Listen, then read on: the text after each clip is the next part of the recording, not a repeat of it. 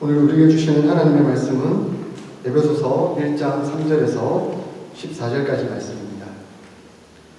신약성경 310페이지 에베소서 1장 3절에서 14절까지 말씀 더불어 교독하도록 하겠습니다. 제가 먼저 읽겠습니다. 찬송하리로다. 하나님 곧 우리 주 예수 그리스도의 아버지께서 그리스도 안에서 하늘에 속한 모든 신령한 복을 우리에게 주시되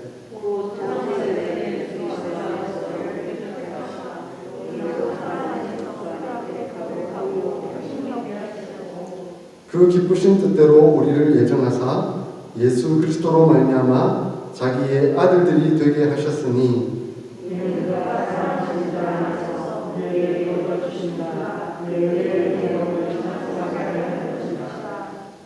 우리는 그리스도 안에서 그의 은혜의 풍성함을 따라 그의 피로 말미암아 속량 곧 죄사함을 받았느니라.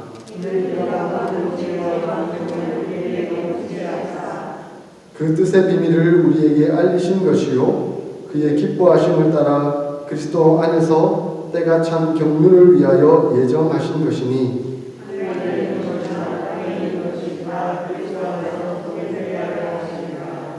모든 일을 그의 뜻의 결정대로 일하시는 이의 계획을 따라 우리가 예정을 입어 그 안에서 기업이 되었으니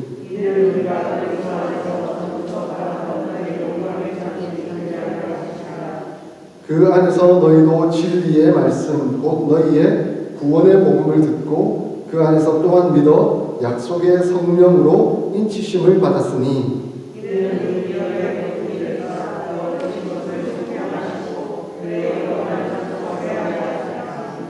아멘.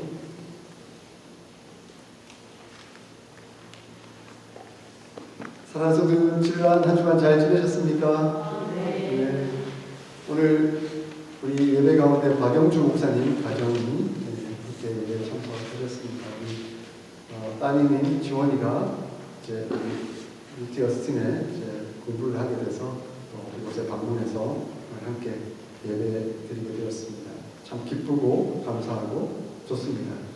젊은이들이 오니까 이 읽는 속도가 빠르니까 아까 우리 그 사도신경 우리가 원래 하는 속도가 있는데 우리 지원이나 우리 아이들이 워낙 빠른 속도로 읽으니까 우리 어르신들이 순간 좀 당황을 하셨던 것 같습니다.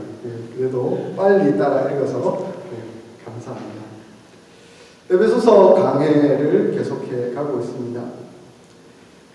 우리 지난주에 팍스 로마나라고 해서 그 로마의 평화, 로마가 전하는 평화가 있었는데 그러나 그 평화가 얼마나 폭압과 폭력으로 위장되어 있는 평화인지를 살펴보았습니다. 또한 에베소 지역에 있었던 큰 신전, 아데미 신전은 그들이 평화를 얘기하고 있지만 결국 그들이 말하는 평화는 물질로 점철된 물질 만연주의적 평화임을 또한 우리에게 가르쳐 주고 있습니다. 그 시절 그곳에서부터 평화와 은혜를 얘기하고 있지만 그러나 그리스도인 된 우리에게 진정한 평화, 진정한 은혜가 무엇인가 그리고 그 은혜와 평안이 어디로부터 오는가 하는 것을 말씀으로 나누었습니다. 바로 하나님 우리 아버지와 우리 주 예수 그리스도로부터 이 은혜와 평안이 나옵니다. 그러므로 우리는 이 은혜와 평안을 우리 하나님, 우리 예수님께 구할 수 있어야 합니다. 사도 바울은 이 은혜와 평안을 이야기하고 난 다음 또한 복, 축복을 말씀합니다. 여러분 복 좋아하시죠? 복 안 좋아하는 사람이 어디 있겠습니까? 근데 특별히 한국 사람은 더 좀 복을 좋아하는 것 같아요. 그래서 한국 사람들이 가장 좋아하는 단어 중에 하나가 복일 겁니다.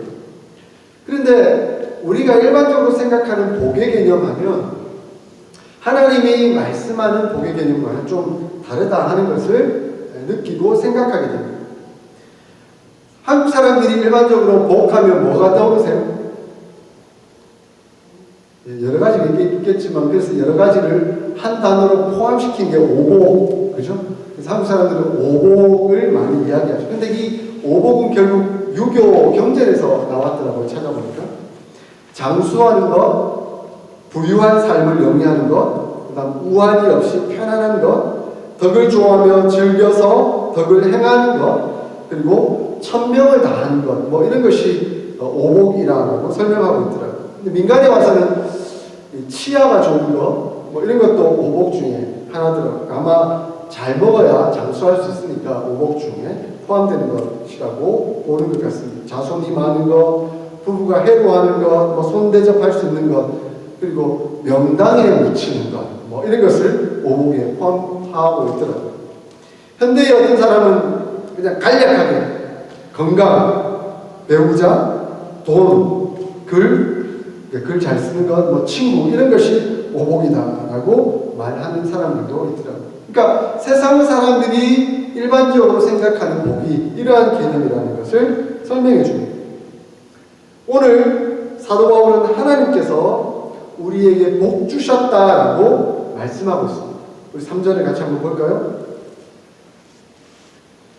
같이 한번 읽겠습니다. 시작. 찬송하리로다. 하나님 곧 우리 주 예수 그리스도의 아버지께서 그리스도 안에서 하늘에 속한 모든 신령한 복으로 우리에게 주시되, 하나님 우리에게 복 주시되 신령한 복으로 우리에게 주셨다라고 말씀합니다. 사도 바울은 우리가 생각하는 복의 일반적인 개념과는 좀 다른 의미, 새로운 의미를 부과하고 있습니다. 그래서 그냥 복이 아닌 신령한 복이다라고 말씀하고 있습니다. 바울은 왜 복에 대해서 그냥 단순하게 복이라고 설명하지 않고 신령한이라는 단어를 더 붙였을까요? 왜 신령한 복이라고 말씀하고 있을까요? 바울은 복에 대한 무엇인가 새로운 관점을 강조하고 있는 것 같습니다. 물질적인 축복만이 아니라 그 물질적인 축복을 초월하는 어떤 의미, 그러한 복이 있다는 것을 우리에게 설명하고 있는 것이죠. 구약 성경에서도 하나님이 약속하신 복들이 잘 나와 있습니다. 복의 개념을 설명하는 대표적인 본문이 신명기 28장 1절부터 14절까지라고 볼 수 있을 것 같아요. 그것을 좀 핵심적으로 요약하자면 순종하는 이스라엘에게 약속된 복이 있는데 그 복은 많은 자녀를 얻는 것, 그리고 수확을 많이 얻는 것, 가축과 양떼가 풍성한 것, 그리고 열국의 종주권을 갖는 것, 뭐 이러한 것이 구약에 약속된 복이다라고 설명하고 있습니다. 구약에 약속된 이 복의 개념을 보니까 오늘날 우리가 일반적으로 생각하는 복의 개념과 그렇게 다르지 않는 개념이라고 볼 수 있습니다. 물질적인 복을 의미하는 것이죠. 예수님 역시도 예수님의 제자들에게 약간의 물질적 복들을 약속하신 것은 사실입니다. 예수님께서 이방인들을 얘기하면서 그들이 무엇을 먹을까 마실까 입을까 걱정하고 있는데 너희는 걱정하지 말고 먼저 하나님의 나라와 의를 구하라. 그리하면 이 모든 것을 너희에게 더하시겠다라고 말씀하셨습니다. 그러니까 우리가 먹고 살고 입는 데 필요한 물질적인 복, 축복을 예수님도 허락해 주시겠다라고 가르쳐 주고 있습니다. 그럼에도 불구하고 지금 사도 바울이 강조하고 있는 것은 예수 그리스도로 인한 새 언약이 우리에게 주어졌는데 그 새 언약의 특징적인 복은 물질적인 축복을 넘어서는 영적인 축복이라는 것을 우리에게 가르쳐주고 있습니다. 그러니까 신령한 복은 물질적인 축복을 넘어서 하나님께로부터 온 영적인 축복이라는 것을 말씀하고 있습니다. 물질적인 축복, 그런 복의 개념에 늘 젖어 있는 우리들에게 사도 바울은 이제 너희들이 새로운 복의 개념을 좀 깨닫고 기억하고 그것에 은혜를 누릴 수 있었으면 좋겠다라고 말씀하고 있습니다. 우리는 이러한 신령한 복에 대해서 잘 알아야만 합니다. 성경에 나타난 이 신령한 축복, 영적인 축복을 잘 알지 못하면 그리스도인으로서 어디에서 복이 오는지 잘 몰라서 그 세상적인 축복을 갈구하다가 하나님을 놓쳐버리고 교회를 떠나버리는 어설픈 결과가 나타날 수 있기 때문에 그렇습니다. 그래서 많은 그리스도인들이 하나님을 믿고 은혜를 사모한다 하면서도 그 복의 개념을 알지 못해서 그 복받은 축복을 느끼지 못하고 또 다른 복을 찾기 위해서 막 이렇게 떠돌아다니는 것을 보게 되는 것이죠. 안타까운 일이라고 말할 수 있습니다. 자, 그렇다면 사도 바울이 말하는 신령한 복의 그 내용은 무엇입니까? 오늘 우리가 읽었던 이 본문을 통해 네 가지로 좀 정리해 볼 수 있을 것 같습니다. 자, 먼저 첫 번째, 신령한 복은 하나님의 자녀가 된 것입니다. 그러니까 하나님의 자녀가 된 것이 바로 신령한 복입니다. 5절에 보니까 예수 그리스도로 말미암아 자기의 아들들이 되게 하셨다라고 말씀합니다. 우리가 하나님의 자녀가 된 것, 우리가 하나님을 감히 아바, 아버지라 부를 수 있게 된 것, 이것은 하나님의 놀라운 축복입니다. 신령한 복입니다. 하나님의 자녀가 된다는 것은 신령한 복의 개념을 넘어서 우리에게 주어진 특권입니다. 그래서 요한복음 1장 12절에 영접하는 자 곧 그 이름을 믿는 자들에게는 하나님의 자녀가 되는 권세를 주셨으니라고 말씀하고 있습니다. 우리가 하나님의 자녀가 되었다는 것, 이것은 신령한 축복을 받은 것일 뿐만 아니라 놀라운 권세를 가진 것임을 의미합니다. 사랑하는 여러분 하나님을 아버지라 부르시죠? 여러분 하나님의 자녀가 되셨죠? 여러분은 신령한 복을 받으신 분들입니다. 두 번째, 신령한 복은 하나님의 뜻의 비밀을 알게 된 것입니다. 하나님의 비밀을 알게 된 그것이 곧 신령한 축복입니다. 저는 이것이 바로 십자가를 깨닫는 축복이 우리에게 임한 것, 그것이 바로 신령한 복이라고 생각합니다. 8절과 9절을 보십시오. 지혜와 총명을 베풀어서 그 뜻의 비밀을 알게 하셨다라고 말씀하고 있습니다. 이것을 어려운 용어로, 신학적 용어로 하나님의 경륜이라고 표현하는데요. 상식과 과학으로는 이해할 수 없는 신비를 우리가 이해하게 되었고 믿을 수 있게 되었다. 그러한 지혜와 총명을 우리가 받게 되었다. 이것이 놀라운 축복이라는 겁니다. 우리는 하나님의 말씀을 읽으니까 은혜가 되고 이해가 되고 감사가 되고 참 평안과 기쁨이 임하게 됩니다.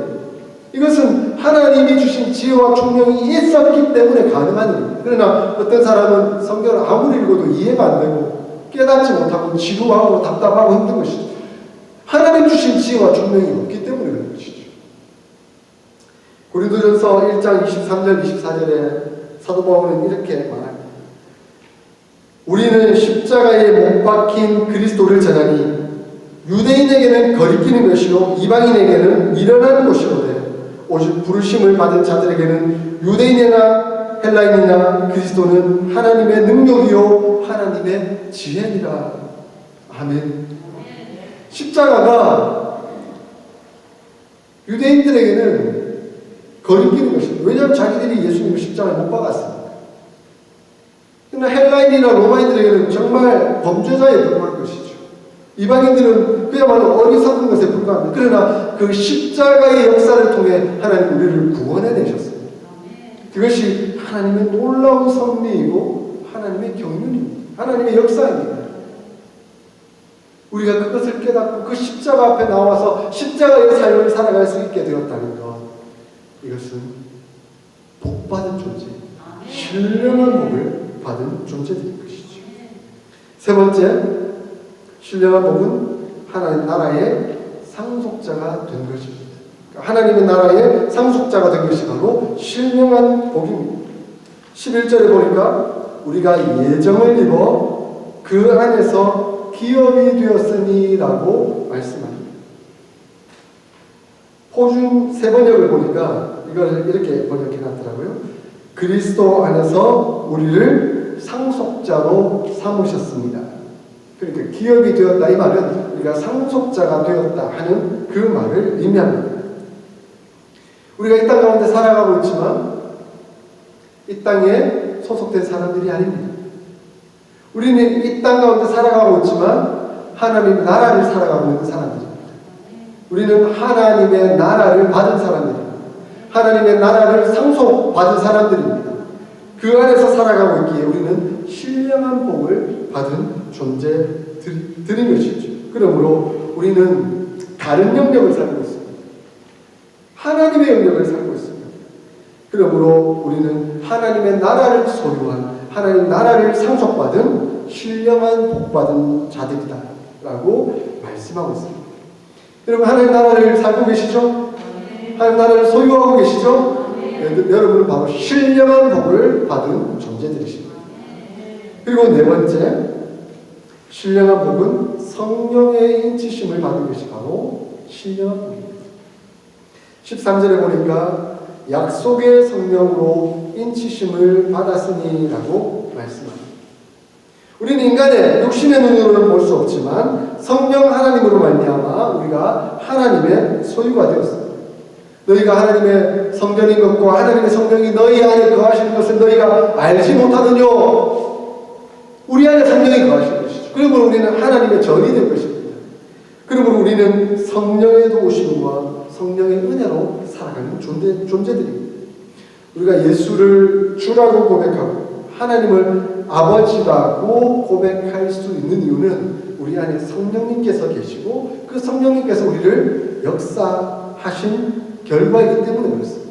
그러므로 이것은 성령의 인치심의 표식입니다. 예수 그리스도를 나의 구주, 나의 하나님으로 고백하고 있다는 것은 성령의 인치심의 표식인 것입니다. 우리는 바로 성령 하나님 안에 거하고 있기에 바로 하나님과 동행하는 삶을 살아가고 있습니다. 우리 안에 성령님께서 내주하고 계시다는 그것이 바로 우리가 신령한 복을 소유하고 있다는 것입니다. 사랑하는 성도 여러분, 그러므로 이 네 가지 개념을 이 에베소서 1장의 말씀을 통해 우리가 깨달으면서 이제는 새로운 복의 의미를 마음에 새기게 됩니다. 우리가 하나님 앞에서 이해하는 복은 세상 사람들이 말하는 복이 아니라 하나님의 복, 즉 신령한 복을 말하고 있다는 것을 기억하게 됩니다. 이 신령한 복은 세상으로부터 오는 것이 아니라 바로 하나님께로부터 오는 것이고 하나님과의 관계 속에서 누리는 축복인 것입니다. 그러므로 이 신령한 복은 어떤 물질적인 복이 아니라 우리가 개인적으로 누리는 그런 복이 아니라 하나님과의 관계 속에서 누리는 복이 되는 것입니다. 그러므로 이 복을 누리기 위해서는 날마다 하나님 안에 있어야 합니다. 하나님 은혜 가운데 있어야 합니다. 하나님과의 그 관계 속에서 있을 때야 비로소 우리는 이러한 진정한 축복을 누릴 수가 있는 것입니다. 그리스도인으로서 이러한 영적인 복에 대해서 바로 이해하지 못하고 있으면 어쩌면 우리는 가룟 유다처럼 예수님을 배반할 위험에 빠질 수도 있습니다. 내가 생각한 복, 세상이 말하는 그 복, 받기 위해서 교회에 나오고 예수님을 믿는다고 했는데 하나님을 믿고 예수님을 믿으면 복 받는다고 해서 나왔는데 그 은혜와 축복을 받았음에도 불구하고 그 복의 개념을 알지 못하고 세상의 복을 갈구하다 보니까 자기 뜻대로 안 되니까 떠나버리는 그 위험에 처할 수가 있는 것이죠. 조금의 환난만 받아도 조금의 고난이 닥쳐와도 아니 예수님을 믿는데 왜 내게 이런 사업이 잘 안 되고 내게 병이 있으며 고통이 있고 사람들은 하나같이 마음에 안 들고 나라는 왜 이 모양 이 꼴일까 뭐 이런 생각에 사로잡혀서 예수 믿어도 별 수가 없구나 라고 생각하고 떠나게 되는 것입니다. 복의 개념을 바르게 이해하실 수 있기를 소원합니다. 그리고 다른 분들에게 하나님을 믿으면 예수님을 믿으면 어떤 복이 임하는지를 바르게 설명할 수 있기를 소원합니다. 이런 복을 바르게 이해하고 깨닫고 설명할 수 있을 때야 비로소 우리는 하나님의 축복을 누릴 수가 있게 되는 것입니다. 사랑하는 성도 여러분, 여러분은 신령한 복을 받았음을 믿으시기를 바랍니다. 그리고 이 신령한 복을 누리실 수 있기를 소원합니다.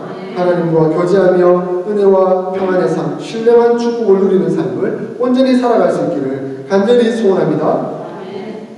사도 바울은 계속해서 왜 우리가 이러한 신령한 복을 받았는가, 우리가 이런 복을 받게 된 목적이 무엇인가 하는 것을 가르쳐줍니다. 오늘 본문을 읽어보니까 그 목적에 두 가지가 있음을 말씀합니다. 첫 번째 목적은 찬송하게 하기 위함입니다. 세 번이나 반복하고 있습니다. 6절, 12절, 14절을 보니까 그것을 얘기하고 있습니다. 6절에 성부 하나님께서 우리를 예정하고 택하신 이유는 우리로 거룩하고 흠없게 하려는 것도 있지만 그것을 넘어서서 궁극적인 이유는 우리로 하여금 하나님 당신의 영광을 찬미하게 하는 것이다 라고 말씀합니다. 12절에 성자 예수 그리스도께서 이 땅에 오셔서 구속사역을 완성하신 이유도 자기 백성이 하나님을 찬미하도록 하기 위함이다 라고 말씀합니다. 그리고 14절에 성령 하나님께서 우리에게 오셔서 우리로 진리의 말씀을 이해하게 하시고 우리 안에 내주하심으로 우리에게 구원을 적용시킨 이유도 바로 자기 백성이 하나님을 찬미하도록 하기 위함이라고 말씀하고 있습니다. 그러므로 우리가 하나님께서 베푸신 이 신령한 축복을 받았는데 이 복을 누리는 목적은 바로 하나님께 찬송과 영광과 존귀를 올려드리기 위한 것이죠. 그래서 웨스트민스터 신앙고백서 대소요리문답 1문1답에 인간의 첫째 되는 목적이 무엇입니까? 인간의 가장 우선되는 목적이 무엇입니까? 하나님을 영화롭게 하고 그를 영원토록 즐거워하는 것입니다. 하나님께 영광을 돌려드리고 그분과 즐거워하는 그것이 우리 인생의 목적입니다 라고 말씀하고 있습니다. 여기서 한번 주목하여 보십시오. 제가 6절, 12절, 14절을 읽었는데 우리가 하나님을 찬미하도록 하기 위해서 우리에게 신령한 복을 주셨다라고 했는데 근데 6절에는 성부 하나님께서 그렇게 하셨다. 12절에는 성자 예수 그리스도께서 그렇게 하셨다. 14절에는 성령 하나님께서 그렇게 하셨다라고 말씀하고 있습니다. 그러니까 우리가 신령한 복을 받도록 하셔서 하나님께 영광 돌려드리고 찬송을 올려드리기 하기 위해서 성부 하나님, 성자 예수님, 성령 하나님이 삼위 하나님께서 역사하셨다. 그렇게 말씀하고 있습니다. 그러니까 우리가 신령한 복을 받은 것은 단순한 것이 아니에요. 삼위 하나님의 역사하심 가운데 이루어진 놀라운 축복이라는 것입니다. 그러므로 우리가 신령한 복을 받고 늘 하나님을 찬송하고 하나님께 영광 돌려드리는 그 행위는 삼위 하나님과 함께하는 거예요. 삼위 하나님과 동행하며 예배드리는 그 행동이 될 수 있는 것이죠. 그래서 날마다 찬송하십시오. 날마다 하나님 앞에 영광 돌려드리는 삶을 사십시오. 그 찬미하는 삶, 찬송하는 삶, 영광 돌려드리는 그 삶이 바로 삼위 하나님과 동행하는 삶이 되는 것입니다. 또한 둘째 목적을 이야기하고 있습니다. 둘째 목적은 그리스도 안에서 만유가 통일되게 하기 위함이다 라고 말씀합니다. 10절에 하늘에 있는 것이나 땅에 있는 것이 다 그리스도 안에서 통일되게 하려 함이라 라고 말씀합니다. 유대인과 이방인, 구약 시대의 성도나 신약 시대의 성도, 하늘의 천사와 땅의 사람의 영 모두가 다 예수 그리스도 안에서 전 우주적이고 영국을 포함한 광범위한 그 속에서 예수 그리스도의 구속을 경험하고 통일되게 하나 되게 하기 위함이라고 말씀하고 있습니다. 여기서 통일되게 하다는 그 의미는 다양한 것, 많은 그것이 한 머리, 한 고리, 권위 아래 다시 하나로 만드는 것을 의미합니다.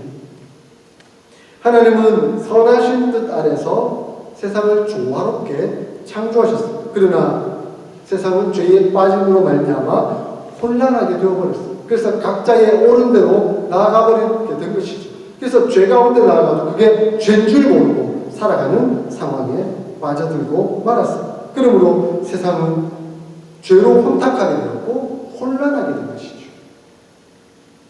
이에 하나님께서는 예수 그리스도를 보내어 주셔서 십자가에 못 박혀 죽게 하심으로 말미암아 우리를 구속하시고 우리를 구속할 뿐만 아니라 온 세상을 구속하도록 역사하셨습니다. 그러므로 세상도 인간도 다 예수 그리스도께 무릎을 꿇고 복종하게 하심으로 세상이 통일되도록 하셨습니다. 그리고 예수 그리스도를 주로 인정하고 그분 앞에 무릎 꿇는 순간 세상은 하나가 되고 통일이 됩니다. 여전히 악의 가운데, 죄의 가운데 있기 때문에 세상이 분열되고 타락한 것처럼 보이지만 장차 예수 그리스도께서 오시는 그날 완전한 통치가 성취되는 그날 세상은 완전하게 통일되게 될 것입니다. 그 통일을 믿음으로 바라보며 우리는 예수 그리스도의 권위 아래 순종하며 나아가야 할 것입니다.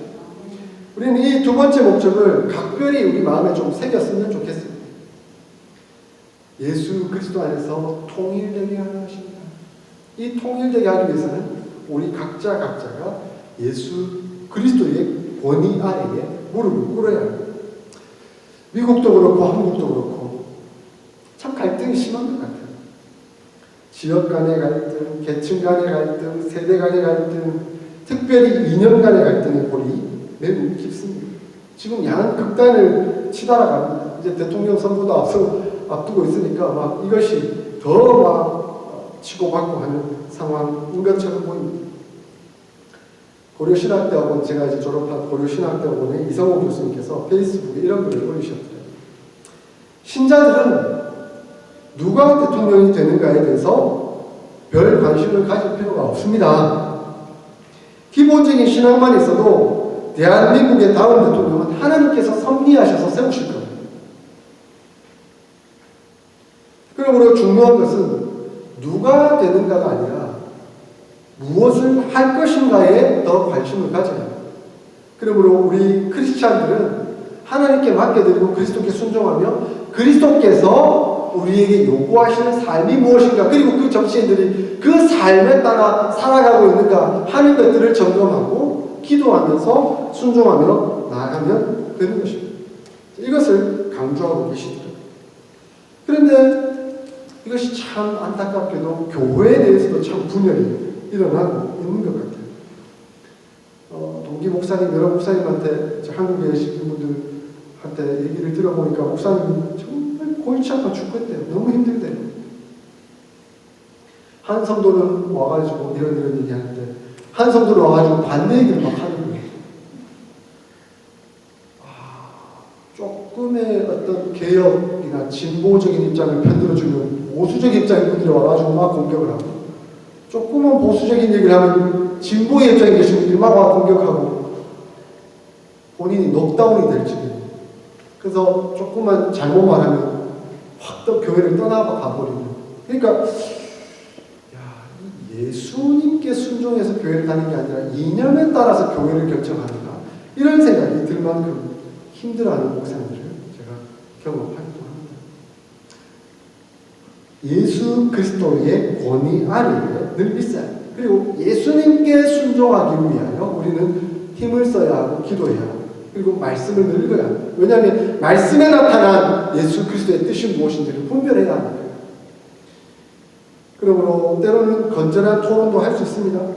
그리고 논리적 설득을 서로 해 나갈 수도 있습니다. 그러나 그게 이념 자체가, 거기에서 나온 논리가 절대적인 진리는 아니라는 것을 기억해야 합니다. 그래서 정치인들한테 속으면 안 돼요. 정치인들은 서로 프레임을 만들어가지고 상대편을 그 프레임에 가두어가지고 서로를 공격하도록 만드는 것이죠. 그러면 그 프레임에 갇히면 그리스도인들도 서로 공격하는 상황에 빠져들고 말게 되는 것입니다. 우리가 함께 예수 그리스도를 주로 섬기며 그리스도의 권위를 인정한다고 한다면 나라를 위해서도 예수님의 통치하심을 인정하고 그 통일된 생각을 가지고 우리가 서로 좋은 말로 논리적으로 접근하며 기도하며 함께 더 나은 결과를 만들어 갈 수 있을 것입니다. 그러므로 교회는 그리스도의 권위 아래 하나님의 공의를 드러내기 위해 때로는 개혁을, 때로는 보수적인 선택을 견지할 수 있는 것입니다. 아마 예수님이 십자가에 못 박혀 죽으실 당시에 그 종교 지도자들 입장에서 예수님은 그야말로 급진적인 좌파였을 것으로 보여요. 그죠? 그리고 가톨릭의 입장에서 루터나 칼빈 종교개혁을 일으켰던 사람은 그야말로 급진 좌파로 보여지게 되는 것이죠.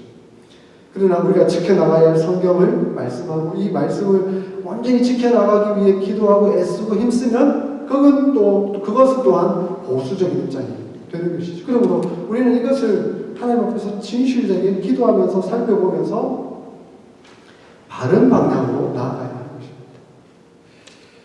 가장 중요한 것은 예수 그리스도 아래에 있는 것. 그 권위 아래에 우리가 순종하는 것입니다.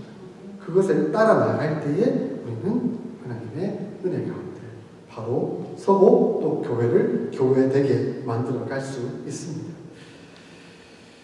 하나님께서 이 땅에 그리스도 안에서 성령의 사역으로 하나님의 새로운 사회, 곧 교회를 건설하셨습니다. 그 교회가 아직 불확실하고 불완전하더라도 삼위 하나님의 역사로 확실하고 완전을 향해 지금 달려나가고 있습니다. 우리 어신 사랑의 교회가 그렇게 나아가고 있는 줄 믿습니다. 그래서 우리 어신 사랑의 교회가 하나님 기뻐하시는 교회로 더욱더 바로 세워져 갈 수 있기를 소원합니다. 이 하나님의 교회 안에 우리를 두셨습니다. 한 사람 한 사람을 두셨습니다. 우리가 바로 이 교회의 주체들입니다. 에클레시아,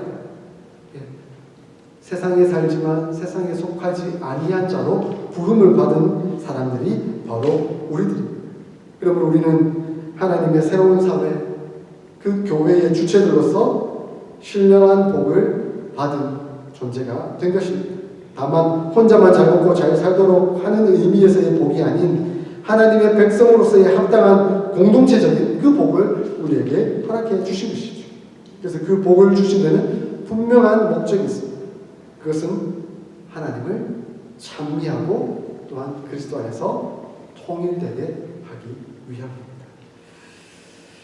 하나님의 새로운 사회는 삼위 하나님께서 허락하신 신령한 복을 받은 우리들이 하나님을 찬미하고 그리스도 안에서 통일되게 할 그때에 온전히 이루어져 가게 됩니다. 하나님의 새로운 사회를 향해서 이 신령한 복을 마음껏 누릴 수 있기를 축복드립니다. 그 복을 주신 목적대로 하나님을 찬양하며 그리스도 안에서 온전히 하나 되는 저와 여러분들이 다 될 수 있기를 주의 이름으로 축원드립니다. 아멘.